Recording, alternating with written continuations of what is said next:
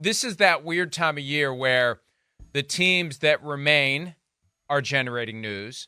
The teams that have been eliminated are generating news via 7 ongoing head coaching searches, and a week that was crazy enough in the aftermath of the regular season finale as it relates to coaching changes to keep us on edge for when the next shoe is going to drop. And courtesy of Jerry Jones, who has a well-documented affinity for shoes, by the way, but that's a different story altogether.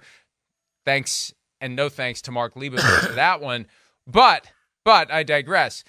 Thanks to Jerry Jones inadvertently or intentionally putting Mike McCarthy on the hot seat, he had to be removed from the hot seat. Affirmatively declared, Jerry Jones did this week, that Mike McCarthy will be back instead of just allowing the world to go forward. I want to start with that because we're going to hear from Mike McCarthy. But somebody made the point to me yesterday, and I hadn't really thought of it because we get so caught up in the circus that is the Dallas Cowboys. The mere fact that they had to issue a statement that he's going to be back is a sign of a dysfunctional organization, one could argue, because normally functioning organizations don't put themselves in a position where they have to tell the world their coach is coming back. Their coach just comes back, Peter.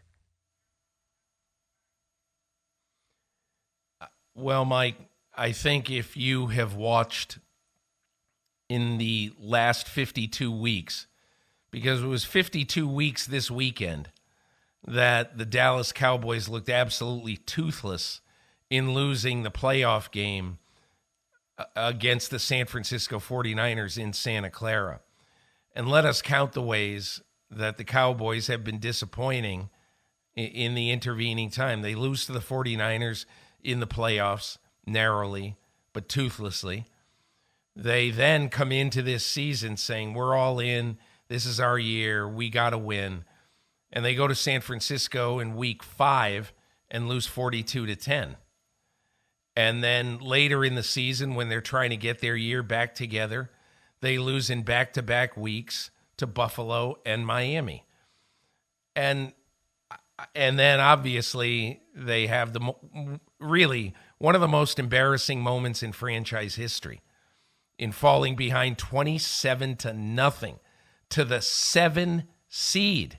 Now, we know that they're better than a normal 7 seed, but still, to a 7 seed, you're down at home, 27-0 as the 2 seed in the conference. It's just ridiculously embarrassing. I didn't think there was any way that Jerry Jones could or would run it back, and I understand. He kept Dave Campo for 3 years. Losing all the while. And I get it that he's very patient. He kept Jason Garrett for all that length of time without the postseason success. But this just seemed like the time. And that is why I was just so surprised that he brought Mike McCarthy back. Well, especially when you look at what he said immediately after they beat the Commanders to wrap up the regular season. He said, when asked about Mike McCarthy's status, we'll see how each playoff game goes, which made it pretty clear that there was a concern and there would be a consideration to making a change if things didn't go well. And they couldn't have gone much worse. I mean, the truth was Mike McCarthy's coming back no matter what, even if we get embarrassed at home by the 7th seed at a time when the 7th seed has never beaten the 2 seed in the 4-year history of the expanded playoffs that let the 7th seed in. I don't know why there wasn't a better effort by the Cowboys to make it clear ahead of time that change wasn't going to be made. Do they love the drama so much? Do they love the attention so much? The numbers, ESPN was thumping its chest yesterday about how all the studio shows numbers were off the charts on Monday, all because of the Cowboys and all the talk about what Jerry Jones is going to do. Is he so concerned about that aspect of the business that he bungled and the Cowboys bungled the messaging on Mike McCarthy, created an expectation, a sense, a strong degree of momentum that McCarthy was going to be out, and now he's staying? How much harder it makes Mike McCarthy's job next year, Peter, to have to come back under this dark cloud that Jerry Jones has parked over him by the way this has been handled, unless they sign him to an extension, which we don't think is going to happen, which is another contradiction in all this. If all the glowing things that they put out there about McCarthy on Wednesday night are truly believed by the Cowboys, why wouldn't you want to keep him from becoming a free agent after this season? Why wouldn't you be signing him to a new contract? So I don't know what actually happened behind the curtain, but we know things always happen behind the curtain. And I was talking to a coach yesterday who said the buzz in coaching circles is that they wanted Bill Belichick. Bill Belichick had no interest. Bill Belichick wants to go to a less aggressively covered market. He's had his fill of major market football. We'll talk later, I assume, about Belichick. And I think we're talking later in this segment about him. But something happened between Sunday and Wednesday. This wasn't just Jerry Jones gave it 72 hours before he told the world how much he loves Mike McCarthy. That was 3 full days for something to go on before they settled on this idea that they're going to keep Mike McCarthy and they're going to act like they love Mike McCarthy even if they're not going to give him a new contract. I don't know about that coach's theory, and here's why, Mike. Really, what does Bill Belichick ever seem even remotely affected by no matter where he coaches, there's going to be mania. ESPN is going to set up there and whoever else. Everybody's just going to way overcover what team he coaches. And that's why this to me is odd.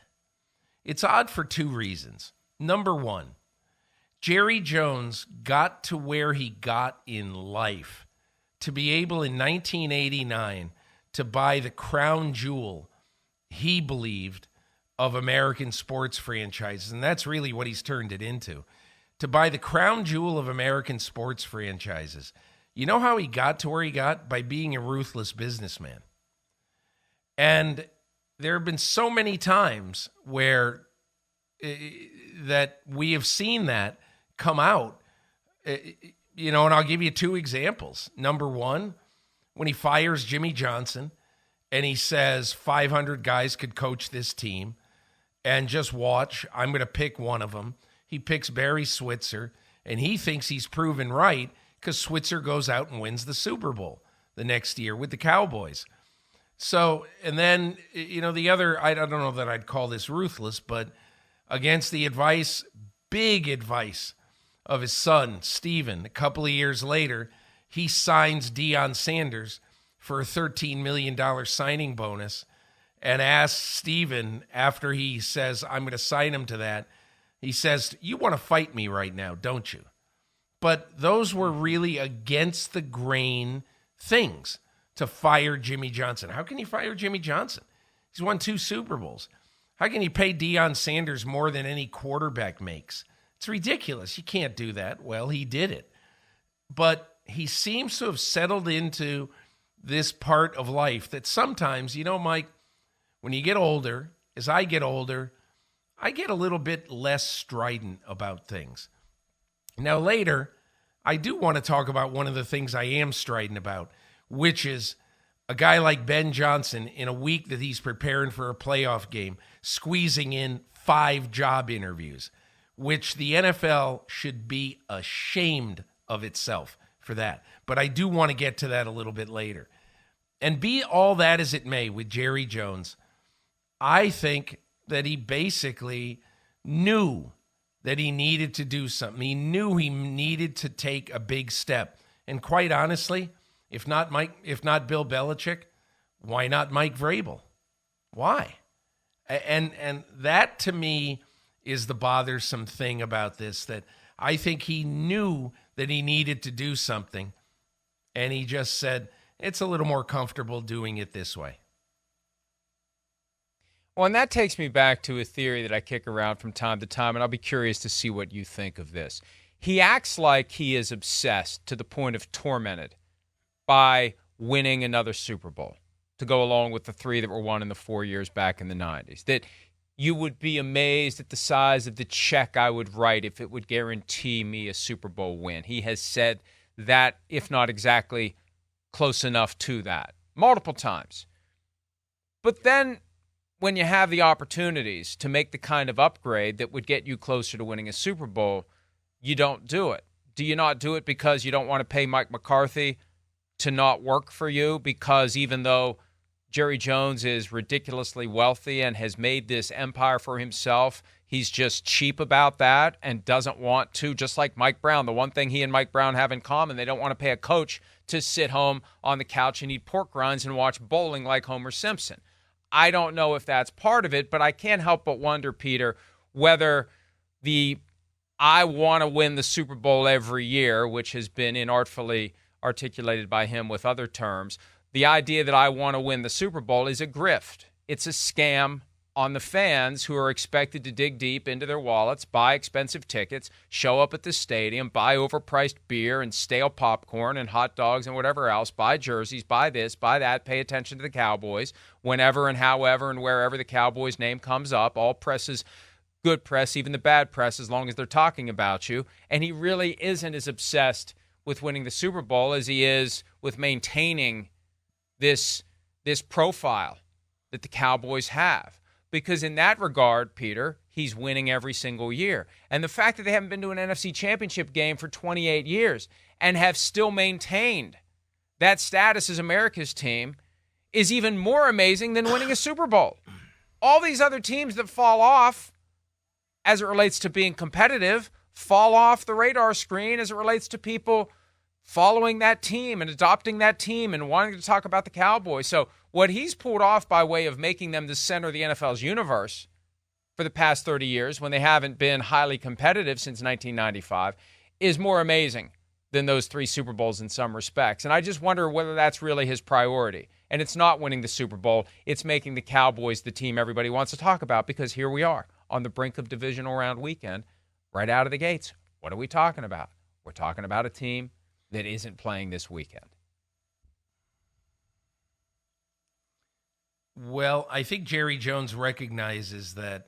I mean, to me, as fairly amazing to me as the Peacock and over-the-air rating for the Miami-Kansas City game when it was aired over-the-air only in Miami and Kansas City markets, it's almost more amazing to me that the Dallas-Green Bay game got 40 million people as its kind of average viewership, whatever that number means. And the Peacock game got 23 million. And again, for the Peacock game to get 23 million is pretty amazing. That's 2 or 3 million more than the similar wild card game got last year. But I think Jerry Jones understands that if you put anything with the Dallas Cowboys on TV, people are going to watch. And that to me it's almost like a narcotic. We can't do anything to kill the beast, and so we won't do anything to kill the beast. My feeling about this is I just think that Jerry knew what he had to do, and I don't know if the right word is he chickened out or he just was hesitant for whatever reason. He truly likes Mike McCarthy. You know, Mike, at the beginning of this season, or at the end of last season, Mike McCarthy knew that Jerry Jones wanted him to choreograph the offense, wanted him to call the plays. That's why he hired him. But when he got to the Cowboys, he said, hey, this Kellen Moore is good. A head coach, especially in this market, is a huge job. I'm going to let Kellen Moore do that. And it just wasn't working as well as they wanted to. He took it over. They had a great offense this year, a great regular season offense. Hi, it's Mike Florio. Thanks for watching PFT on YouTube. Hit subscribe for the latest news and analysis from Pro Football Talk.